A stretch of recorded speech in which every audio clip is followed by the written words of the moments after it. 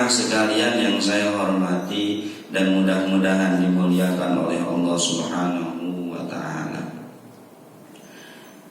Orang yang disayang oleh Allah, orang yang dicinta oleh Allah, itu adalah orang yang paling beruntung. Dikatakan oleh Al-Imam As-Sawi, al-mahbub la yabqa alaihi dhanbun wal mabghud la tabqa lahu ta'atun. Orang yang dicinta oleh Allah, yang disayang oleh Allah, sebab ittiba kepada Rasulullah berdasarkan pengakuan cintanya kepada Allah, kata Al-Imam As-Sawi, la yabqa alaihi dhanbun, tidak tersisa sedikit pun bagi dirinya dzambun, dosa. Kenapa? Taubatnya Allah terima, amalnya Allah terima, Allah berikan pahala kepadanya, permintaannya Allah kabulkan, doanya Allah ijabah. Memang kalau kita mau lebih dalam menggali tentang ud'uni astajib lakum, semua manusia memang pasti ketika berdoa akan diijabah oleh Allah Subhanahu wa ta'ala. Cuma tahu tidak Pak, bentuk ijabah yang dikehendaki oleh Allah itu lebih sering tidak sesuai dengan bentuk permintaan kita. 2011 tamat pondok pesantren, yang sering saya kumandangkan, yang sering saya sebut dalam doa saya kepada Allah, ya Allah saya minta mobil Pajero. Ini satu contoh yang saya alami sendiri. Ya Allah saya minta mobil Pajero. 2011 terus setiap kali doa, setiap kali melihat mobil itu saya jatuh cinta sama yang namanya Pajero Pak. 2016 akhir ya, sampai 2017 awal Allah punya kehendak lain. Kata sebagian ulama, ana urid anta turid wallahu yaf'alu ma yurid. Saya punya kehendak, kamu punya kehendak, tapi Allah yang menjalankan kehendaknya, bukan kehendak kita. Ya terserah Allah. Dunia milik Allah, kita milik Allah. Kita punya kehendak juga atas kehendak Allah. Ketika saya punya keinginan, punya permintaan kepada Allah, saya minta Pajero, yang Allah ijabah bukan bentuk Pajeronya, tapi jauh lebih nikmat, jauh lebih nyaman, jauh lebih mulia daripada hanya sekedar mobil Pajero. 2017 awal bulan Februari kalau nggak salah, alhamdulillah bi'aunillah bisa umroh gratis dengan fasilitas yang luar biasa. Bukannya ngeluarin uang malah dapat uang. Nah ini kan hal yang jauh lebih nikmat daripada yang saya minta kepada Allah. Saya minta Pajero, dikasih sama Allah pesawat untuk umroh. Ini kadang-kadang seperti itu. Bukan berarti tidak diijabah, tapi Allah tahu tidak setiap yang kita minta kepada Allah ini pasti kita butuhkan, tidak. Allah tidak akan memberikan apa yang kita inginkan, tapi Allah akan selalu memberikan, bahkan ketika kita tidak minta, apa yang kita butuhkan. Bahkan ketika kita tidak minta, tapi Allah tahu kita butuh, Allah akan terus kasih. Buktinya, pernah nggak kita minta bisa bernafas untuk hidup? Request gitu, ya Allah, jika Engkau menghidupkan hamba, hidupkan hamba dengan cara bernafas. Bisa enggak kita memilih dulu request, ya Allah, jika Engkau menghidupkan hamba, hidupkan hamba dengan insan, kayak ikan, bukan dengan paru-paru. Tapi memang Allah sudah menghendaki seperti itu, yang lebih baik bagi kita ya yang seperti sekarang ini, yang lebih kita butuhkannya yang seperti sekarang ini. Makanya Allah kasih apa yang kita bisa rasakan sampai detik ini tanpa harus kita minta.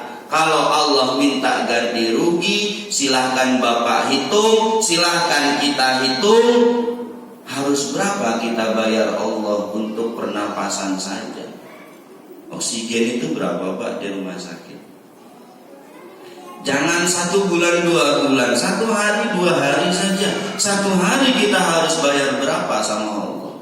Kita minta kita bisa nafas, enggak. Kita minta kita bisa melihat, enggak.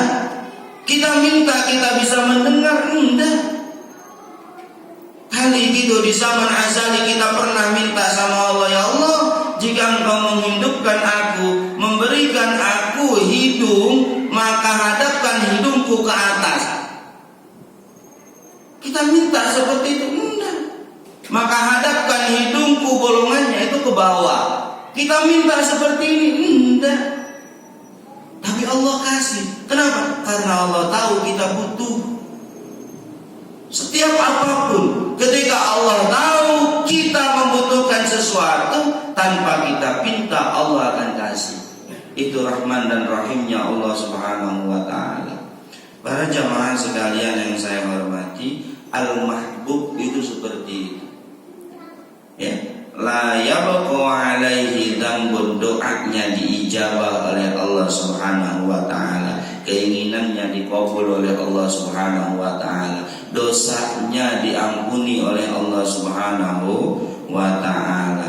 Tapi sebaliknya, orang yang dibenci oleh Allah, orang yang menjauh dari rahmat Allah, orang yang menjauh dari kasih sayang Allah, la tabqa lahu ta'atun, sedikit pun tidak ada ketaatan dalam dirinya. Makanya Pak, mohon maaf, kadang-kadang sedikit lagi ya, kadang-kadang kita itu bersuka berpikir, banyak orang di antara kita yang berpikir begini, kenapa sih kalau muslim itu rata-rata miskin? Buat bangun masjid aja kadang-kadang minta di jalan, buat bangun musola aja kadang-kadang minta di jalan. Ini muslim. Cirinya, padahal ya bukan identitas asli ya, cirinya seperti itu. Buat bangun pesantren aja kadang-kadang bikin proposal banyak. Buat beli tanah aja kadang-kadang perlu diumumkan di musola, di masjid, buat ngajak masyarakat, ayo kita urun rembuk, ayo kita urun rembuk. Ketika kita melihat dari satu sisi, bukan dari sisi yang lain. Ketika kita melihat dari satu sisi, kenapa kok lebih sering kesulitan? Kenapa mereka yang justru kufur kepada Allah, syirik kepada Allah, menyekutukan Allah, malah terlihat enak hidupnya, terlihat mudah hidupnya? Para jamaah yang sekalian yang saya hormati dan mudah-mudahan dimuliakan oleh Allah Subhanahu wa ta'ala, konsepnya itu tadi, al-mahbub la yabqa alaihi dzambun, al-maghbud ya, la tabqa lahu ta'atun, mereka tidak taat ya. Mereka tidak taat kepada Allah, mereka memusyrikkan Allah, mereka dalam keadaan kufur kepada Allah. Tapi mereka orang yang dibenci oleh Allah. Kita tinggal pilih menjadi orang yang dicintai Allah, atau pilih menjadi orang yang dijauhkan dari rahmat Allah. Kita pilih kenikmatan dunia, sedangkan kata hadis, kata sebuah keterangan disebutkan, ad-dunya mazra'atul akhirah, ad-dunya sijnul mu'min, dan lain sebagainya. Atau kita pilih kenikmatan akhirat, hidup di dunia sedang-sedang saja, sesuai dengan kapasitas kita, sesuai dengan kemampuan kita dalam bekerja. Akhirat insya Allah kita akan petik buahnya, insya Allah. Mudah-mudahan, amin Allahumma amin.